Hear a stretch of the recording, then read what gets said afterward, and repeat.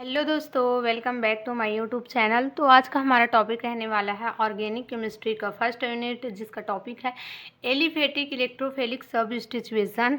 तो aliphatic electrophilic substitution reaction क्या होता है, इसके कौन कौन से टाइप्स है, इसका डिटेल से डिस्कस करेंगे। तो यहाँ पर दिया गया है इसका types first, second, third. First Ac1, second Ac2, third है ACI। तो चलिए जानते हैं कि एलिफेटिक इलेक्ट्रोफिलिक सबस्टिट्यूशन रिएक्शन क्या होता है। इससे पहले यह जान लें कि सबस्टिट्यूशन रिएक्शन क्या होता है। तो सबस्टिट्यूशन रिएक्शन एक ऐसी रिएक्शन होती है जिसमें से एक ग्रुप जो होता है वो दूसरे ग्रुप को सबस्टिट्यूट कर देता है। सपोज RX एक कंपाउंड है, एक रिएक्टेंट है, इसके साथ Y जो है क्रिया करती है। तो ये जो Y ग्रुप जो होता है वो X ग्रुप को रिप्लेस कर देता है, इसके स्थान से इसको हटा देता है और इसके स्थान पर खुद जाकर बैठ जाता है। ये बनता है RY प्लस X। ठीक, तो इसे ही सबस्टिट्यूशन रिएक्शन कहते हैं कि एक ग्रुप जो होता है वह दूसरे ग्रुप को उसके स्थान से रिप्लेस कर देता है, हटा देता है। यहाँ पर देखो RX एक ग्रुप है, ठीक है, और इसके साथ एक दूसरा ग्रुप रिएक्शन करते हैं। तो ये Y ग्रुप जो होता है वो X ग्रुप को यहाँ हटा दिया और उसके स्थान पर स्वयं जाकर बैठ गया। तो ये बना RY। इसे ही इस क्रिया को ही या इस रिएक्शन को ही सबस्टिट्यूशन रिएक्शन कहते हैं। तो यहाँ पर दिया गया एलिफेटिक। तो एलिफेटिक यह इंडिकेट करता है कि कौन से कंपाउंड में रिएक्शन होने वाली है।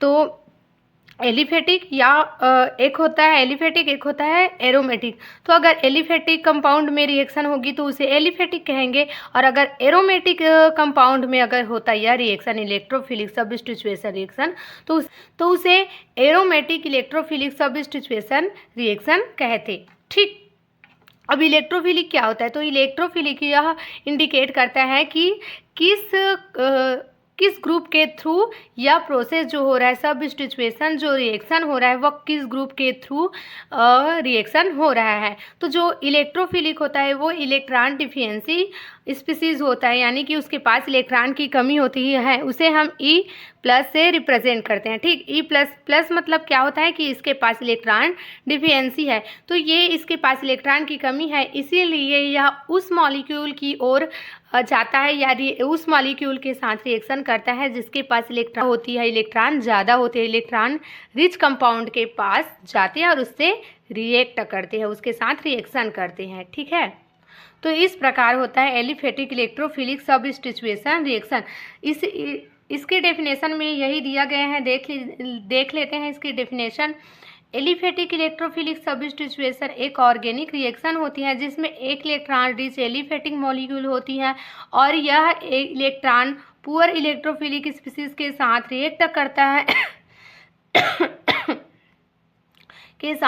करता है और एक न्यू मॉलिक्यूल का फॉर्मेशन करती है। इस प्रकार इस रिएक्शन को एलिफेटिक इलेक्ट्रोफिलिक सबस्टिट्यूशन रिएक्शन कहते हैं। इसका दूसरा एग्जाम्पल दिया गया है, देख सकते हैं कि इलेक्ट्रोफिलिक सबस्टिट्यूशन एक केमिकल रिएक्शन है जिसमें एक इलेक्ट्रोफिलिक स्पीसीज के थ्रू कंपाउंड का फंक्शनल ग्रुप सबस्टिट्यूशन होता है या रिप्लेस्ड होता है। इसे ही हम एलिफेटिक इलेक्ट्रोफिलिक सबस्टिट्यूशन रिएक्शन कहते हैं। ठीक है, इसका एग्जाम्पल दिया गया है यहाँ पर। इलेक्ट्रोफिलिक एलिफेटिक कंपाउंड का एक एग्जाम्पल क्लोरीनेशन ऑफ एसीटोन का दिया गया। क्लोरीनेशन एक ऐसी रिएक्शन होती है जिसमें एसिड की प्रेजेंस में क्लोरीन जो है ऐड होता है, उसे ही क्लोरीनेशन रिएक्शन कहते हैं, है ना। तो यहाँ पर देख सकते हैं आप, देखो यहाँ पर एसीटोन एक रिच इलेक्ट्रॉन रिच कंपाउंड होता है और क्लोरीन इसके साथ यहाँ पर रिएक्शन करता है एसिड की प्रेजेंट में। तो यहाँ पर तो क्लोरीन जो है Cl2 के रूप में है, फिर ये कैसे रिएक्शन करेंगे, है ना। तो क्योंकि ये एक मॉलिक्यूल के रूप में है, तो सबसे पहले यहाँ पर क्लोरीन जो होता है, क्लोरीन के बीच बॉन्ड टूटता है। इसका एग्जाम्पल देख लेते हैं। ये है एसीटोन ये जो होता है इलेक्ट्रॉन रिच कंपाउंड होता है और इसके साथ रिएक्शन करता है क्लोरीन, ये मॉलिक्यूल के रूप में है अभी FeCl2 एसिड की प्रेजेंट में। तो ये बनता है, अभी पहले देख लेते हैं, ठीक, रिएक्शन इसका CH3ClHH, ये बनता है क्लोरो एसीटोन। ठीक। तो देखो यहाँ पर क्लोरीन जो है इस प्रकार से फॉर्म रहता है, क्लोरीन। तो जब इसके बीच के बॉन्ड को तोड़ा जाता है, क्लीवेज कराया जाता है, जब बॉन्ड क्लीवेज कराया जाता है तो एक क्लोरीन माइनस में और एक क्लोरीन प्लस में टूट जाता है। ठीक। तो ये क्लोरीन जो होता है इलेक्ट्रॉन डिफिशिएंसी होता है, इसी को हम इलेक्ट्रोफिलिक स्पीसीज कहते हैं। ठीक, इलेक्ट्रोफिलिक ये बन गया। और यहाँ पर हम अब ये तो टूट गया, ठीक है, लेकिन यहाँ पर फिर से हम यह हाइड्रोजन और कार्बन के बीच बॉन्ड को तोड़ेंगे तो ये बनेगा हाइड्रोजन प्लस के रूप में, और ये कार्बन जो होता है वो माइनस के रूप में बन जाता है। ठीक। तो ये देखो अब प्लस प्लस कभी भी प्लस आपस में रिएक्ट नहीं करता है, क्योंकि इसके पास भी इलेक्ट्रॉन की कमी है और इसके पास भी इलेक्ट्रॉन की कमी है, तो ये दोनों आपस में रिएक्शन नहीं करेंगे। तो ये क्या करता है, हाइड्रोजन प्लस जो होता है हमेशा प्लस और माइनस के बीच रिएक्शन होता है, तो ये क्या करता है, हाइड्रोजन प्लस जो होता है ये क्लोरीन के साथ रिएक्शन कर लेता है और ये HCl में कन्वर्ट हो जाता है। ठीक। और ये जो बचा हुआ क्लोरीन है ये इलेक्ट्रोफिलिक के रूप में इलेक्ट्रोफिलिक स्पीसीज होता है, और यही जो होता है वे इस कार्बन के साथ रिएक्शन करता है और यहाँ पर जुड़ जाता है। ठीक है, तो ये बन जाता है क्लोरोएसीटोन, यहाँ पर दिखाया गया है, देख लीजिए।